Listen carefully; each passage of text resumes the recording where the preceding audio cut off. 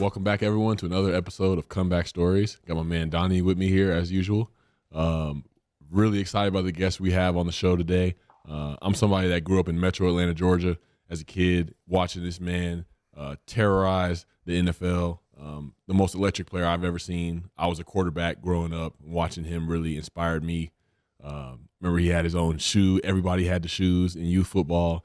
This man's a comeback player of the year, 4-time Pro Bowler, just transformed the quarterback position, the game of football.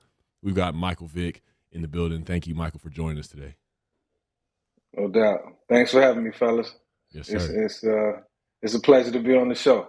We're long overdue, man. We've been trying to make this happen since like April or something.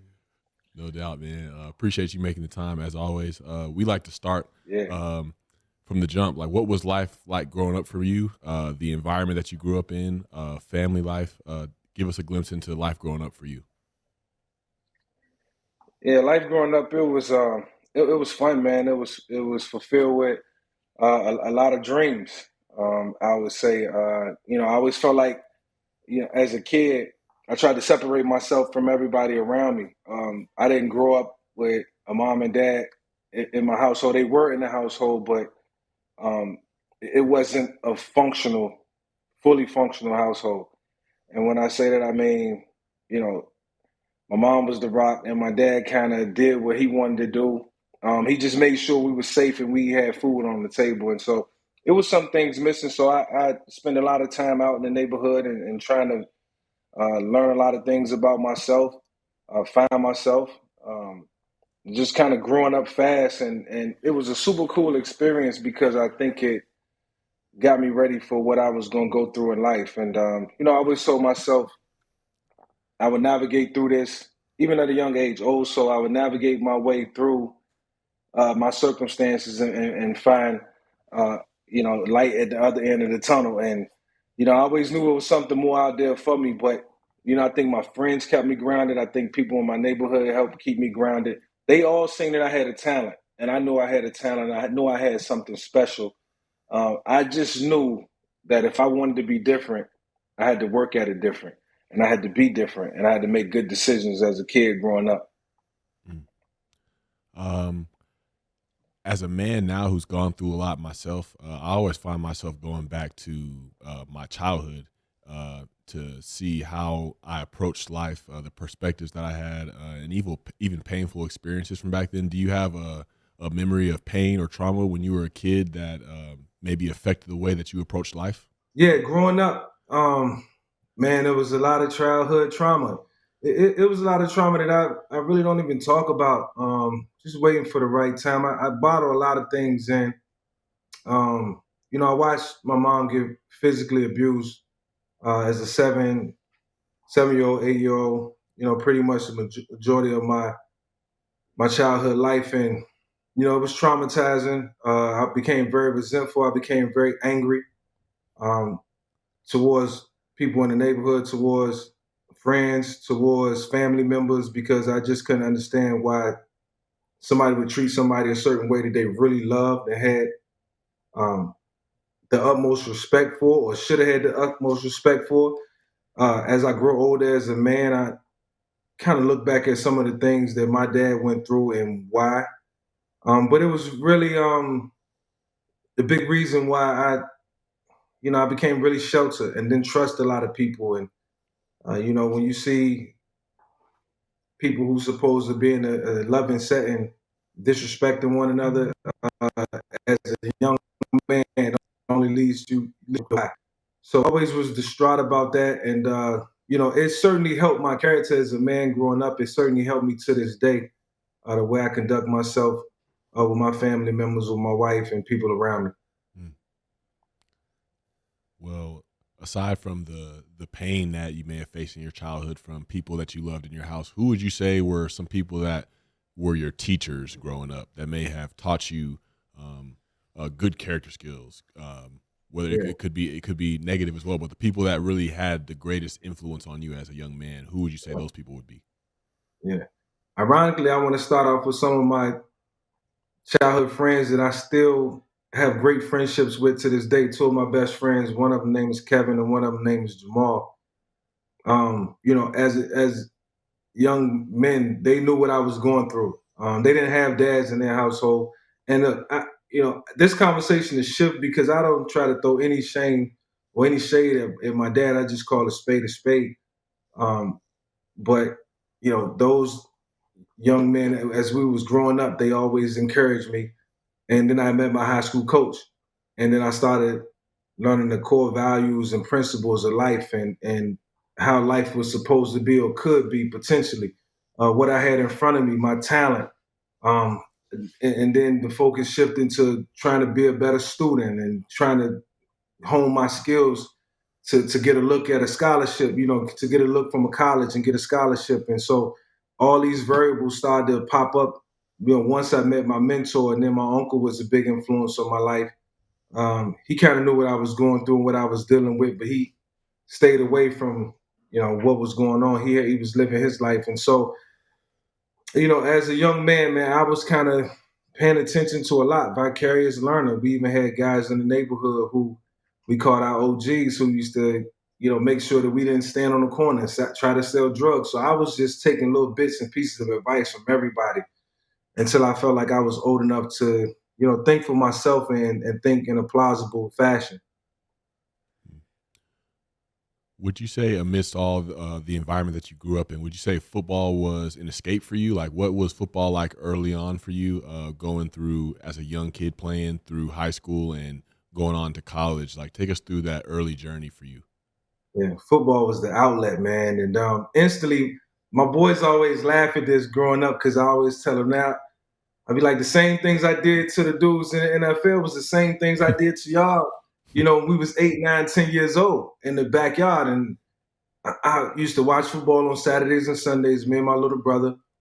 And then we'd come outside and we try to display everything that we seen Charlie Ward do, or the Rocket Ishmael, or the Warwick Dunn, the guys that we had just watched, Steve Youngs and the Warren Moons of the world. We coming outside, we trying to implement that. We trying to duplicate everything that we just seen. So, I always took notes. I always watched the game really, really close. And so football, especially in Pop Warner, we won 3 championships. That was amazing.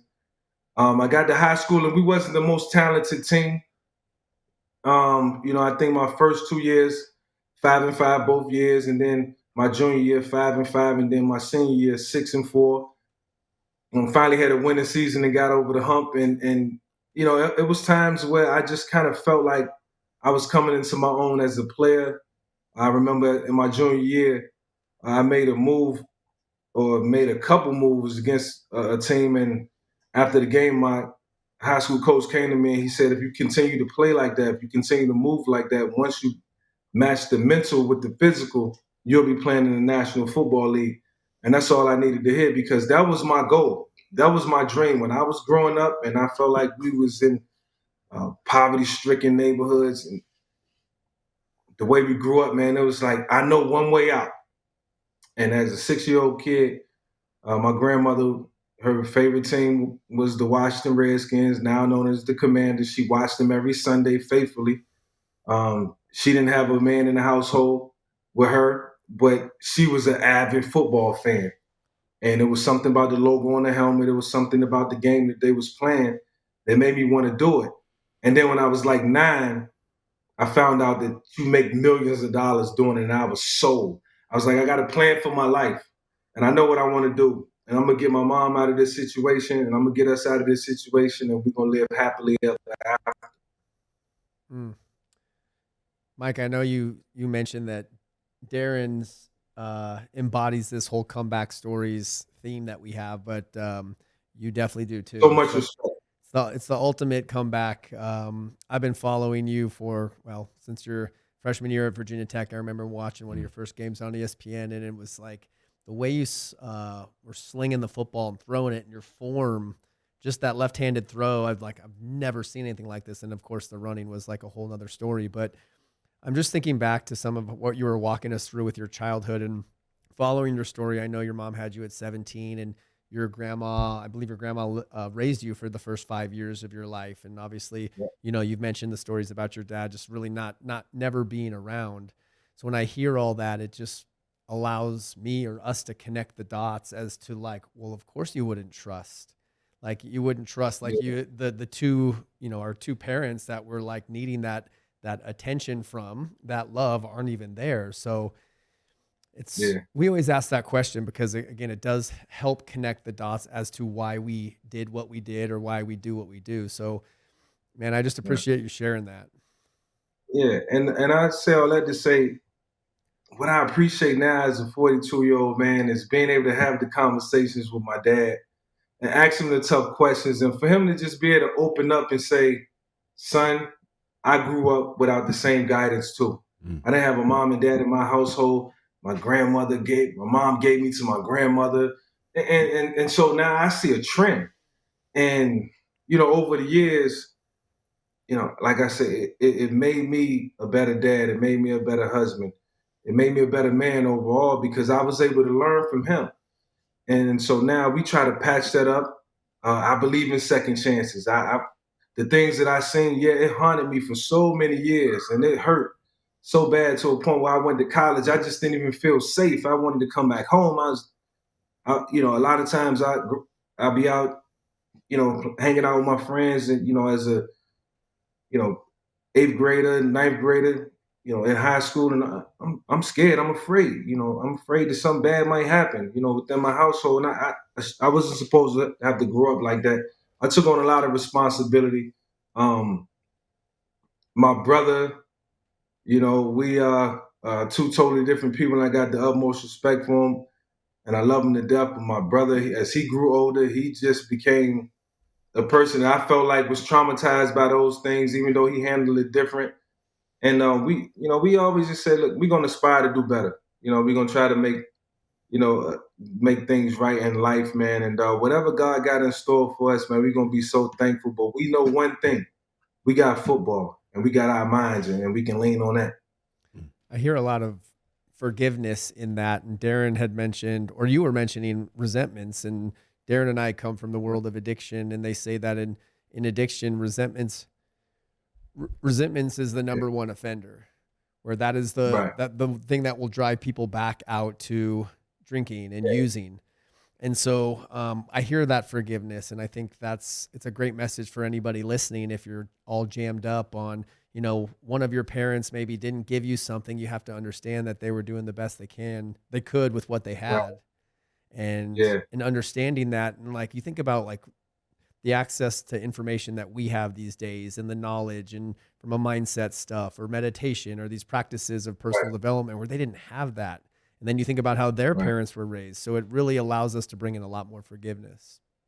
Yeah, no doubt. I try to work backwards sometimes and try to put myself in their shoes as young parents. My dad was 17. My mom was 15 when she had my sister, my older sister, and I can only imagine what that was like. And then I came at 16, and so they moving really, really fast, and they're kids.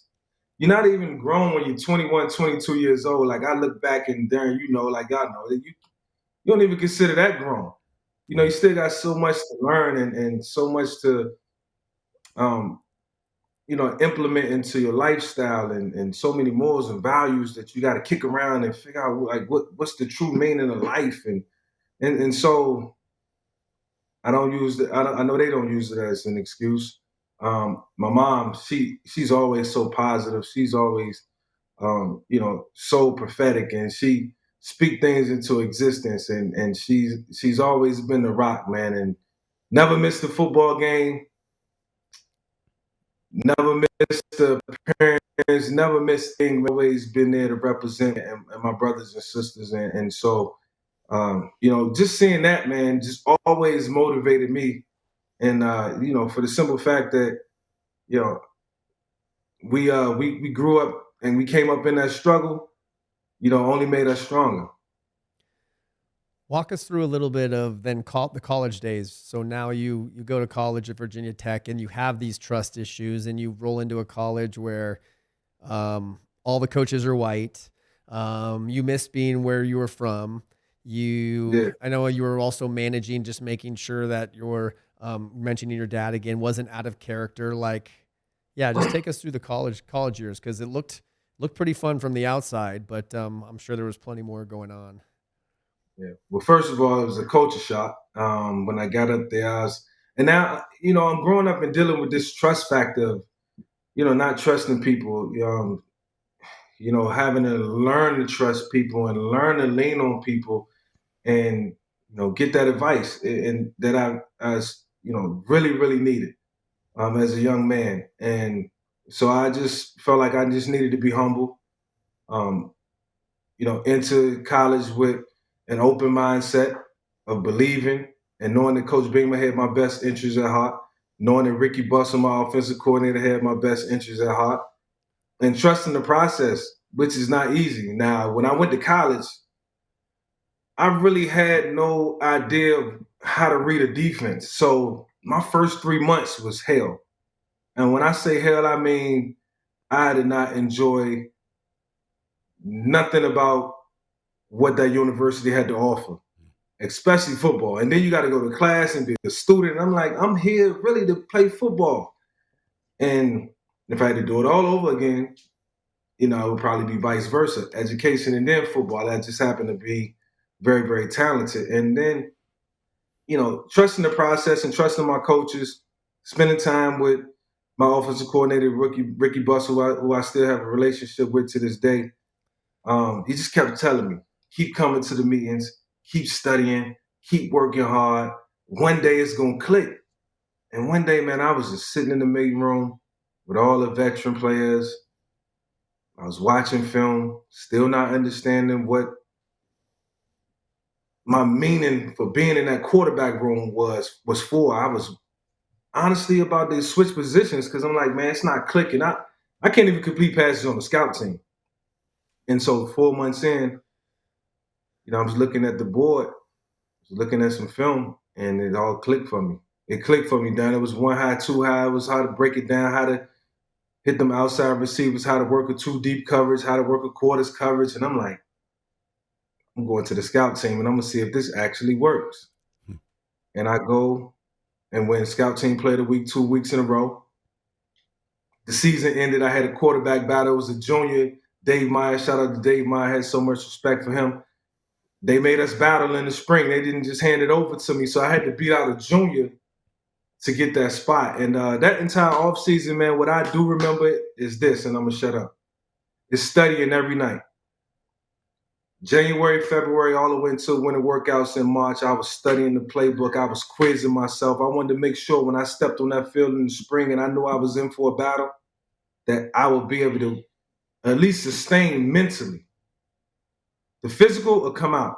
And that's when I learned, if you know what you're doing, and Darren, you know this, if you know what you're doing in the game of football, then all you got to do is just let your physical ability, meet you halfway. And that's what I did, man. And the rest was history. And, that year, finished third in the Heisman voting. And the year after that, had to make a decision to leave. And the dream was accomplished.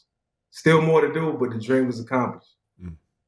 Yeah, man. I mean, your football career from those days going forward speaks for itself. I want to allow the listeners to put themselves in your shoes, because coming from where you came from, the environment you came from, saying like you were the way out and you were the way out for yourself and a lot of people.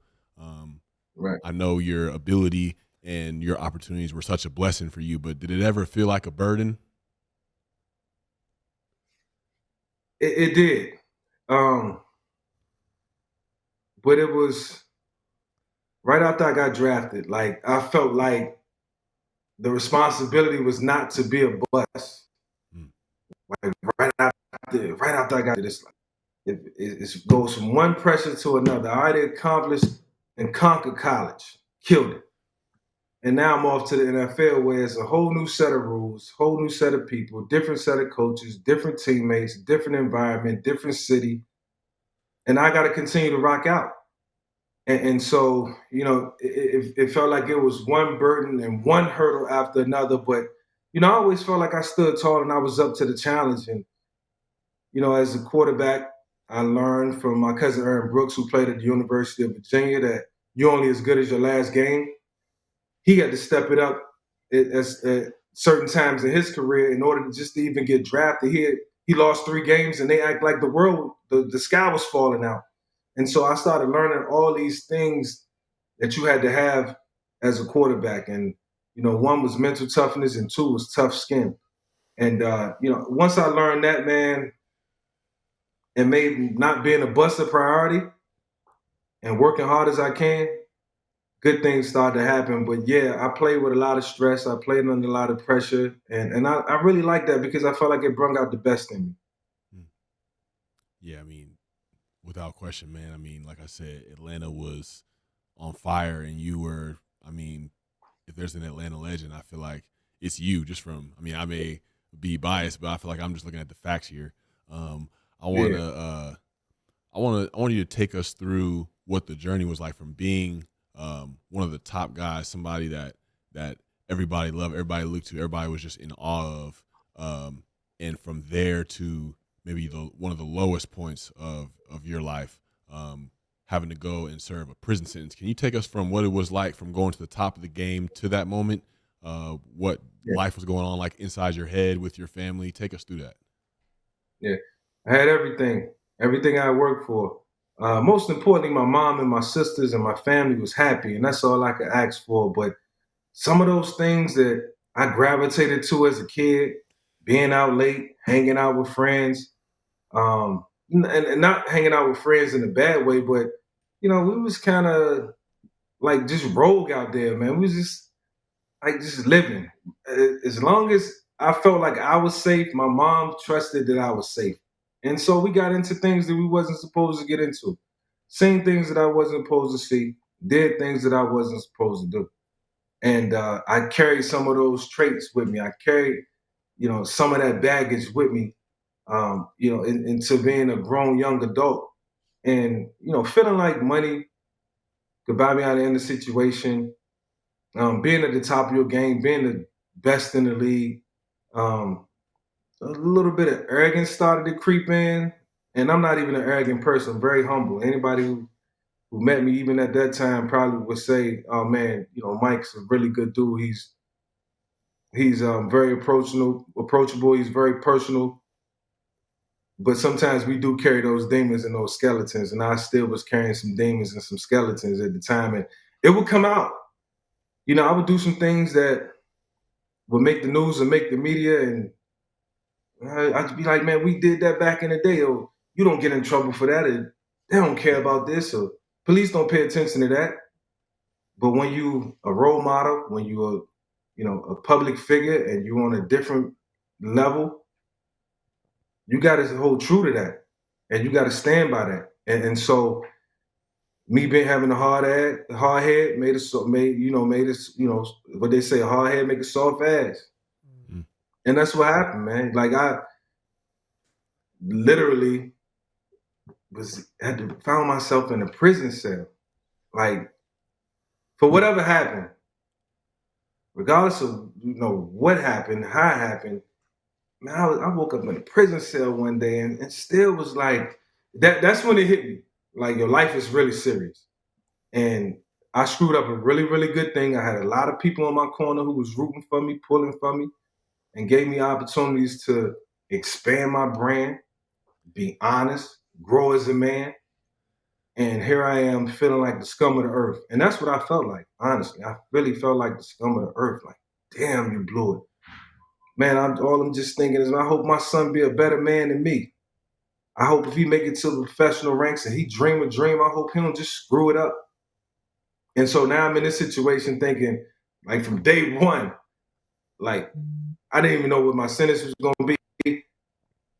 How do I make this right moving forward? I just knew it was going to take a great cast of people in my life to turn it all around based on my beliefs, based on my surroundings, and honestly, my upbringing. So carrying those demons, that resentment, it came back to bite me in the end. I was just thinking about how, well, first I've heard the story. Maybe this is your bottom. I don't know if this was the exact moment, but you said the drive to turn yourself in was the hardest thing that you ever done to give up your freedom. Yeah, man. The one thing I always value in life, like I can have nothing right now. I can have this wherever where I'm at in life, success. I value that so much now because when I didn't have my freedom, the, the one thing I told myself every day when I was in the prison cell is that as long as I wake up in life, as long as God wake me up and I got my freedom, I always got a chance to do something. It don't have to be in football, don't have to be in TV. I just got an opportunity to do something with my life, and I would give anything to have my freedom. And so people don't know what it's like until it's taken away from you, until you have a God telling you, hey, get out of the way. I'm about to shut this door. Boom, the door slam. Hey, lights out, 9 o'clock. Lights out, 9 o'clock. 26 years old, lights out. You sitting in the dark. 50 people just talking. And so I don't like to live those. I do like to live those experiences, especially in my head mentally, because it's therapeutic to talk about it. I don't always get to talk about it, especially in my household with family, with friends. And so I use these platforms and when these questions come across, I try to elaborate it to a point where I'm not trying to scare anybody. I just want everybody to value their freedom and what you have in front of you each and every day. And I think some people complain about the things that you really have control over. People always say, well, I don't got no control over that. Yes, you do. You got control over a lot. And I think mentally, where our focus is in life is always going to dictate how far we're going to go. You, I remember another thing you had said, that you never felt like you could be the guy who had 10 million in the bank, but then everybody else was struggling. Darren and I talk about this all the time, and Darren will admittedly talk about it himself with the work of people pleasing. And the feeling of the need that you had to take care of your whole family and all of your friends. How was that? How did that people pleasing affect you in some of the decisions that you made? Well, I feel like survivor's remorse is a real thing. I dreamt a dream and nobody could feel what I felt inside. The things that I witnessed, the things that I learned,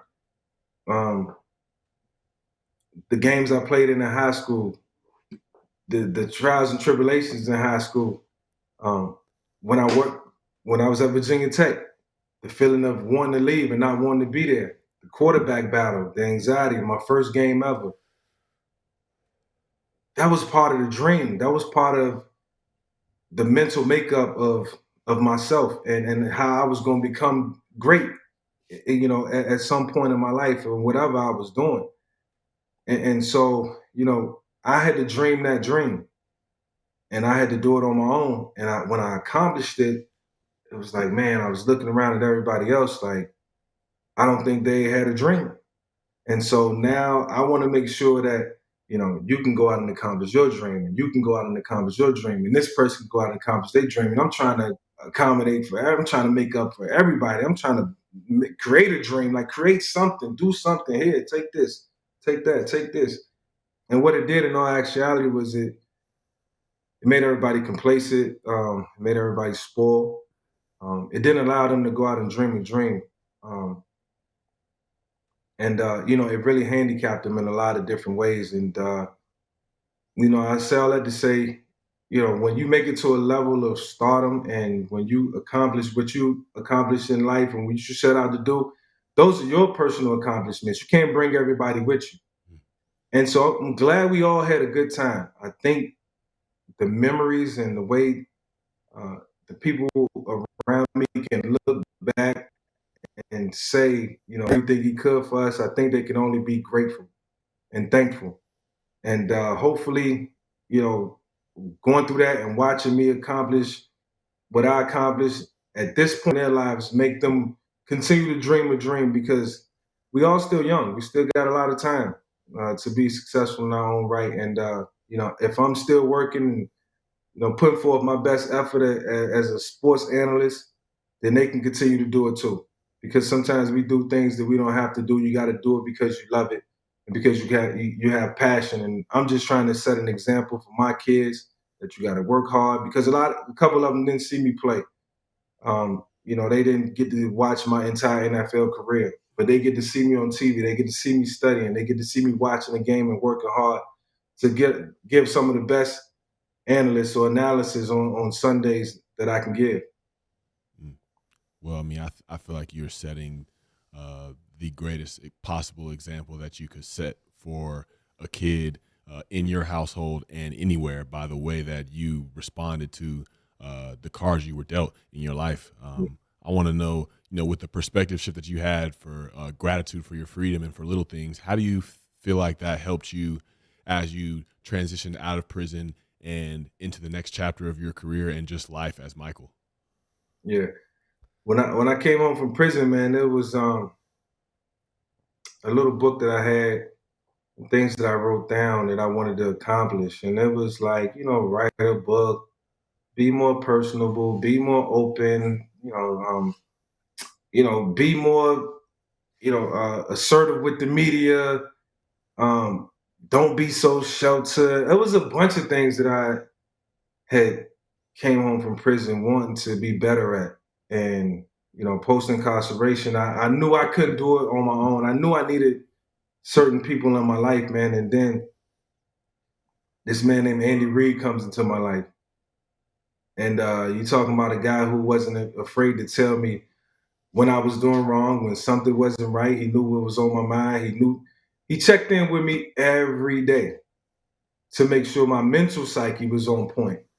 And you can't ask for anything more than that. And when I think about role models, mentors, people who come into your life for a reason, I think I landed in Philadelphia for a reason. And that was just to become a better man. And, I grew up a lot. Um, there was still a lot of expectation. I still had a lot of expectation for myself, and certainly going through bankruptcy and so many other distractions, and feeling sorry for myself at times, man. It wasn't room for that. It was onward and upward, and I couldn't have did it without a great supporting cast, and obviously my wife. I felt like Andy Reid, Roger Goodell, Tony Dungy was there in the first couple chapters when I came home, and then he kind of let me go. But I learned a lot, man, and I learned to just have the ultimate amount of respect for people and take advice and use it correctly.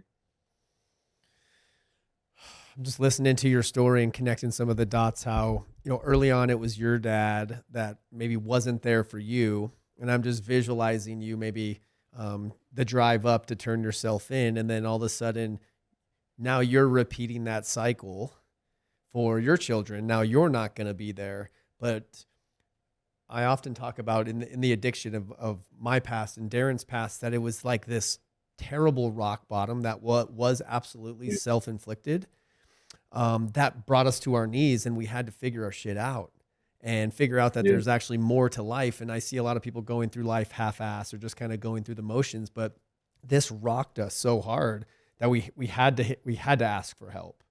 And so Yeah. in that, we've been able to find a greater purpose through the pain, just like you have, which is ultimately how you then shift the whole generational dysfunction that kind of gets passed from your grandparents to your parents to you.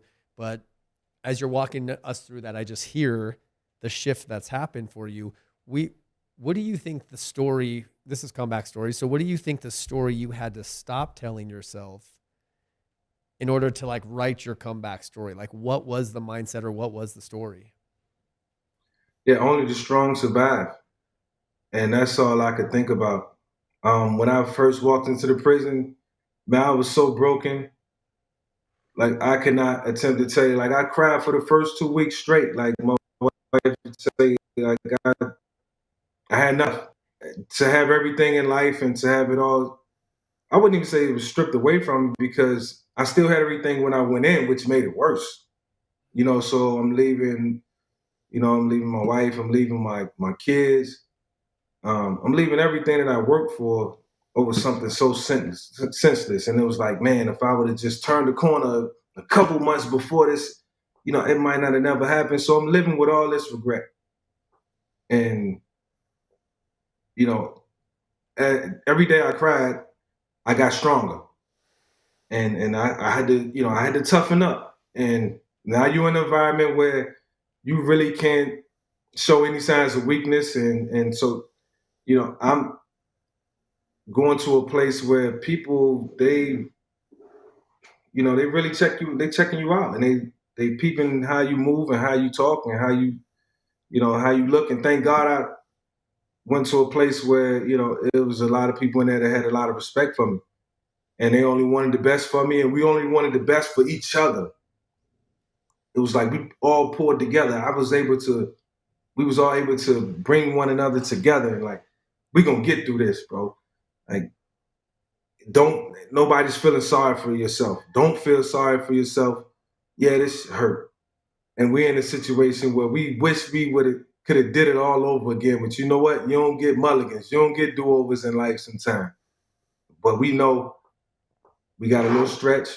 We're gonna get through it. And it's how you gonna do when you get that second chance and when you come out on the other side. And that's what everybody around me was believing in. I'm still around some knuckleheads, and it's prison, man. Sometimes you can't escape the BS. But for the most part, man, we all had our heads on straight, and we was all working towards one common goal: freeing ourselves up and doing it better. And all those guys came out, most of them, and did it better and did it right. They held true to their promise, including myself.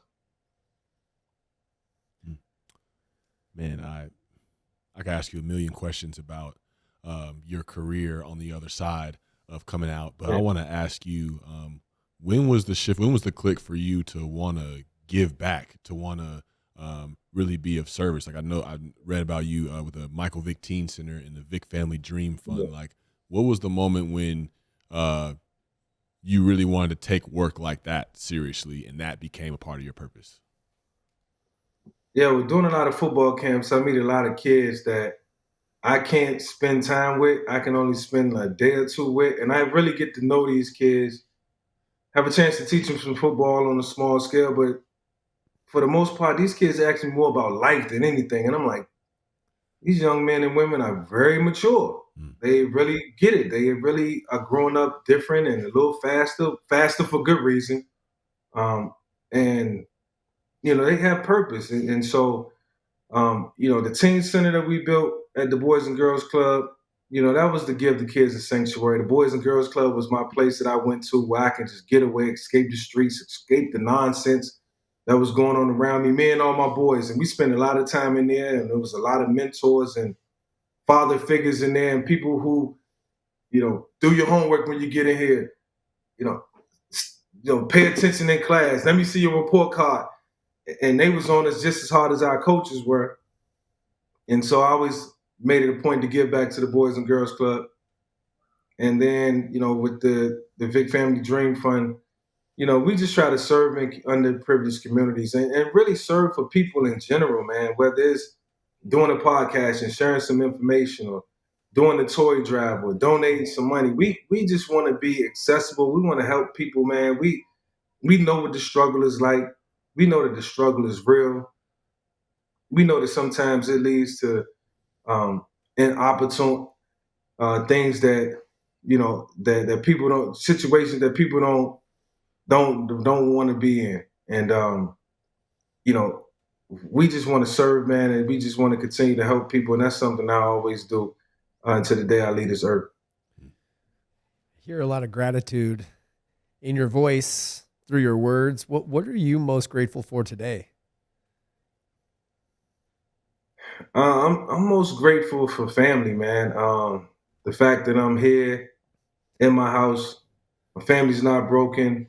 There's a lot of ups and downs, trials and tribulations over the years, but I always fought hard for my family. I always fought hard to do the right things and make the right decisions, even when it's not the easiest. Even when there's temptation everywhere, even when the devil is working. And so, for me to be happy in my household each and every day, being able to teach my kids valuable lessons, invaluable lessons, and for me to learn from them as well. Like, I try to approach our household with an open mind.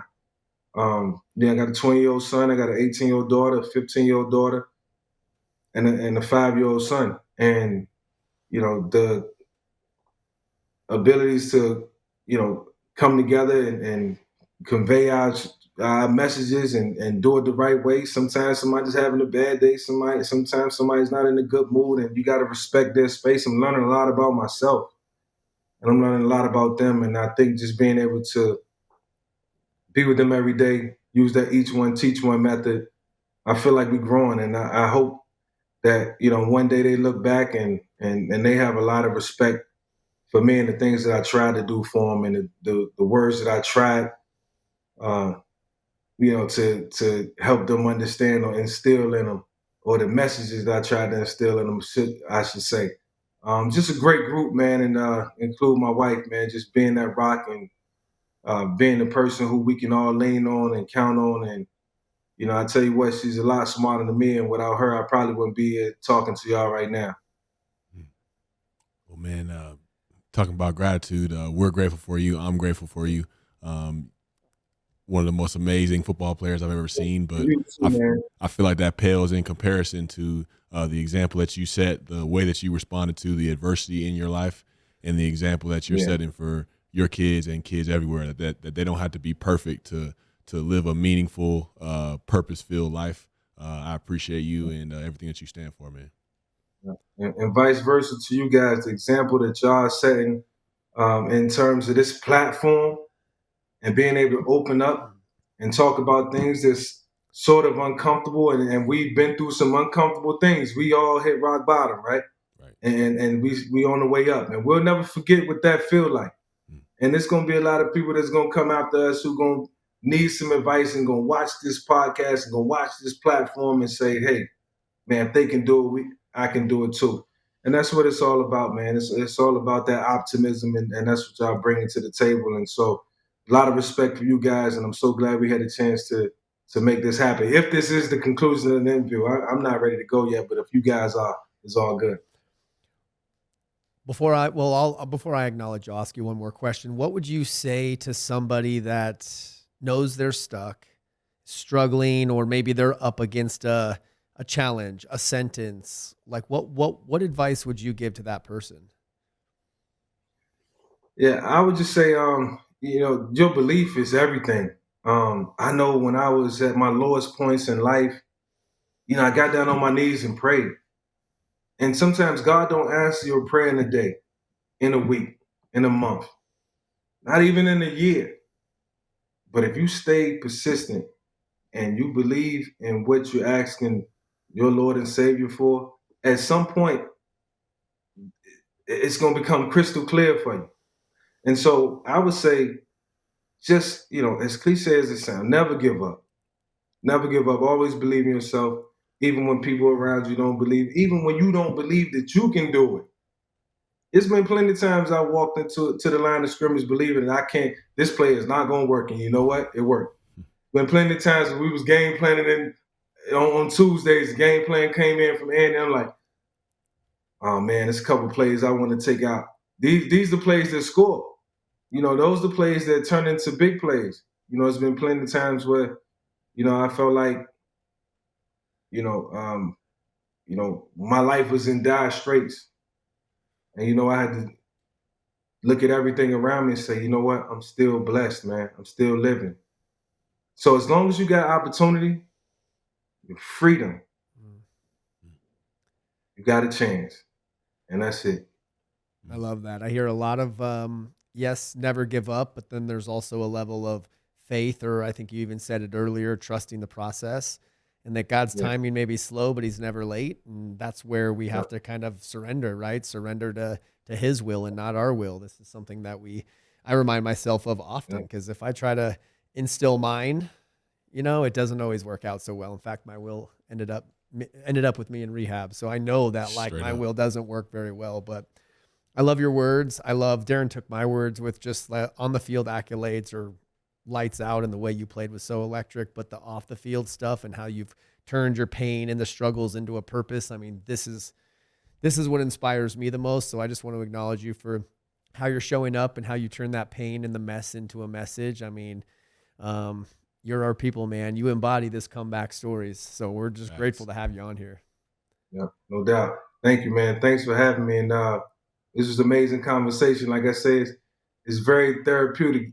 I can't just open up and talk to my kids and talk to friends, or talk to my wife about some of the things that I do deal with, on a regular basis because I live that. And sometimes I draw back on experiences. And sometimes a thought might pop in my head. I might see something that might trigger something that, I might have seen when I was away or might have seen when I was a kid. And, so, we all need people to talk to. I will say that. And I'm just glad I got enough people in my life that I can pick up the phone and call if I'm disturbed and open up and let it go. And I might shed a tear, I might cry, but I get off that phone feeling a lot better. Yeah, shoot. I mean, that's true strength. I feel like today. Yeah, Even you crying. I cried. I cried a few weeks ago. What? And for a while I was like, I was really asking God to, like, I don't know why I can't cry. Something blocking me. Like, what's going on?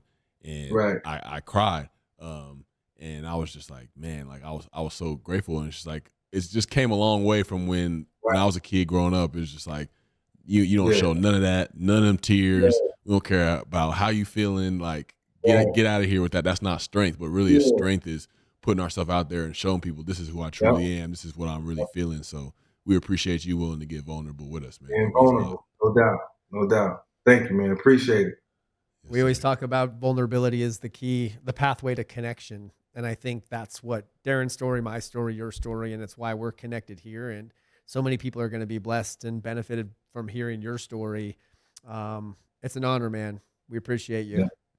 No doubt. True comeback stories, baby. Represent. Yes, You sir. already know. Stand up. All right, y'all. We out. Peace.